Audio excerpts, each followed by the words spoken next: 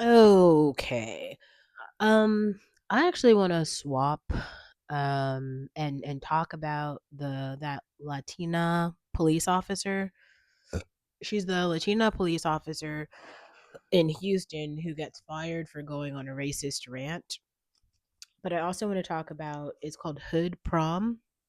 And then this like black unemployment situation I saw where people are like, black people aren't getting jobs in California. I want to talk about all of that stuff and how it ties together. Now, initially, I saw like four people cover this, and I was like, oh man, okay, so there's like a Latina police officer who's really racist. That's not really surprising to me. There's a lot of anti black rhetoric in the Hispanic community. Now, as I'm like listening to her rant, though, I was like, oh.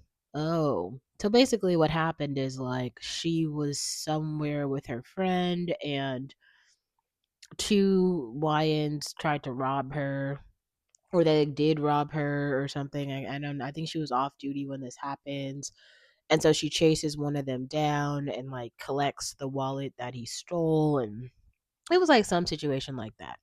Now, and then she's basically ranting about this online. And while she's doing it, she basically is like, oh, I hate black people. Oh my God. But she's talking about YNs. Now, fast forward a little bit. There's like some woman in Houston who comes out and she's all like, we're going to hold people accountable. We want her fired. Sure. As if because she also made statements like, oh, the next black person who calls the cops, I'm sending them to jail. So it's very clear that she's going to take out her racism on the entire black community in Houston, which is a very black place. So yeah, maybe it's not a good idea to have her employed there. At the same time, um she has a point. Um the entire black community doesn't hold YNs accountable. They don't hold any black men accountable actually for anything.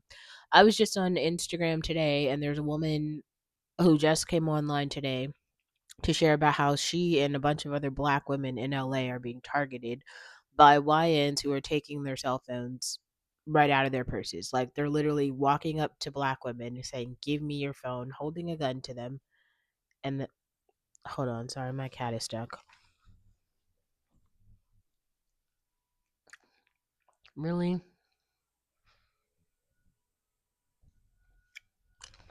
Um, yeah, so that's weird. Like, it's not actually weird. It's more like when everyone is complaining about drill rap and hip hop and like black fatigue and all this stuff, we can be like all the things have to be able to be true at the same time. There is a serious issue with like black male young like YN rage in America is a real problem and danger for all communities. And these men are not contributing to society. Michael, stop it.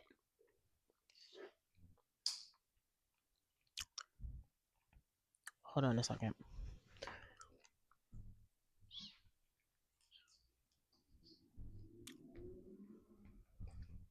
Don't be a villain. No more YNs in the community, sir. Yeah, sorry. Um, so basically, he has to be like, no, you need a break. You need a timeout. It's timeout time for you. So all these men are not going to be participating in society, right? Like they're not going to have families. They're not going to be able to like hold down a job and get married and raise children. What they're going to be able to do is make revenge songs on SoundCloud about how they're going to murder someone or maybe join the red pill community and the manosphere and make fun of some woman who gave them the time of day, and they're going to like harbor on that for centuries and years and torment the other people in society. Like, unfortunately, that Latina cop is a victim of that torment. And that's kind of awful for her. Like I wish it was something else. Like I don't but like somebody, especially like excuse me, when they're black men as a collective going to stand up and realize that this is their problem to solve. It isn't black women's, it isn't Latina women, it isn't, Hispanic men or people of color. If black men want to survive at all, they're going to have to be responsible for the young black males who are not their sons in the society. I think the reality is, as a collective, black men have decided that they don't care about any black youth who are not their sons. And so other communities, white communities, Hispanic communities, have started to understand that 80% of the black males in the communities are these unwanted ones who are not the selected ones whose fathers are taking care of them. And therefore, they're causing havoc on everyone else. So, how do you distinguish between the two? How do you know who's who? You don't. And so, the only way to stay safe is to target the entire group. So, I don't know. In that case, the racial stereotypes kind of make sense. But in a whole different sense, this is why I've been very specific when I continue to say black women need to differentiate. Black women are not black men. Men are not women. So, like, all the things that YNs are going through, black men are not the things that black women are going through. The draft that is going to impact so many of the black males, that's not really our problem. They are going to have to deal with that. Black women are going to have to walk through the world as women because we are not men. Anyway, so how does this relate to the black, what is it called? The hood, excuse me, hood prom.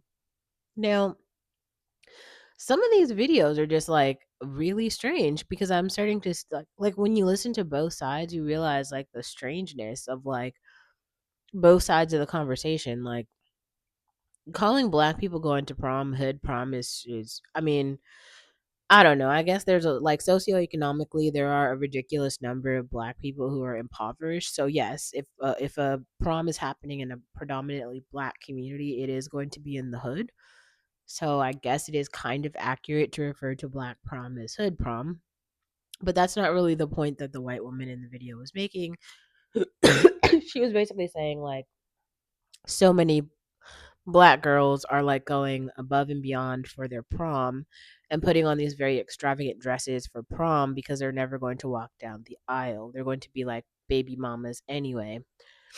Come here. I'll help you. Come here. Come here. They're going to be baby mamas anyway, so there's no real point. Um, sorry.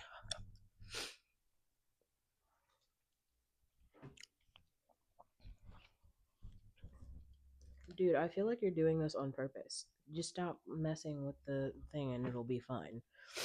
Um, they're not gonna walk down the aisle anyway, so um they should that's why they're never going to have a proper marriage or a proper husband, and so the prom is like the most significant moment in their lives. Now, I think that's actually true.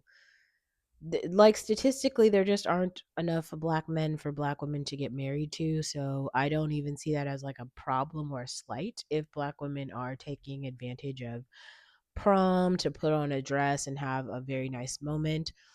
I feel like even for myself, I knew that. Like I looked at the statistics around black marriage rates and I realized like I probably won't get married because there aren't any black men.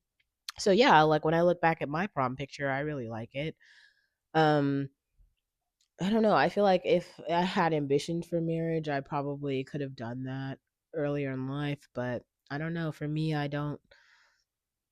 I think that when I was much younger, a lot of people were trying to coerce me and trick me into marriage, which I thought was really strange. And I'm glad I was able to dodge that. But I also think that, like, the black community as a whole just has to be more realistic in terms of the fact that not many black women are getting married. And so, yes, the way that other women look at their weddings, a lot of black women are looking at prom that way. I don't know if that's like shade, it's just more like reality. So I don't know, kind of people giving the white woman shit for telling the truth, I think is a bit weird because it kind of just feels like she just told the truth. And there was one other issue I wanted to talk about. Mm, I guess that kind of sums it up. Like, well, let's go back to society for a second because, like, we only have one society and there are just like a few roles that are at play. I created this space for black women specifically.